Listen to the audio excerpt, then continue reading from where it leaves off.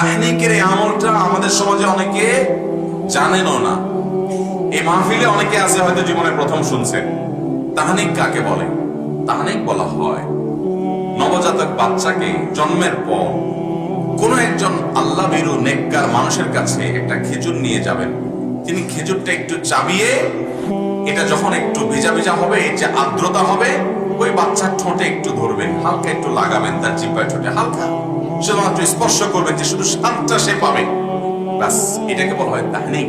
বিসমিল্লাহ বলে কোন একজন আল্লাহ ভীরু মানুষ এটা চাবিয়ে তার মুখে ধরবেন। এটার প্রভাবও বাচ্চার জীবনে পড়ে ইতিবাচক ভাবে, এবং বাচ্চা নেককার, দিনদার, পরহেজগার, মুত্তাকি হতে সহায়ক হয়। এই তাহনিকের আমলটা আমরা অনেকে জানি না। আপনি ওইরকম আল্লাহ ভীরু নেককার কাউকে পাচ্ছেন না, আপনার মসজিদের ইমাম সাহেবকেও পাচ্ছেন না, তো আপনি নিজে শুরু করে দেন, কোনো অসুবিধা নেই। বিসমিল্লাহ বলে খেজুর চাবিয়ে আপনি বাচ্চার মুখে তাহনিক করান। আর যদি কোনো আলেমের কাছে নিয়ে যেতে পারেন বা কোনো আলেমকে দাওয়াত দিয়ে আনতে পারেন, তার মাধ্যমে আপনি তাহনিক করতে পারেন, সেটাও হতে পারে।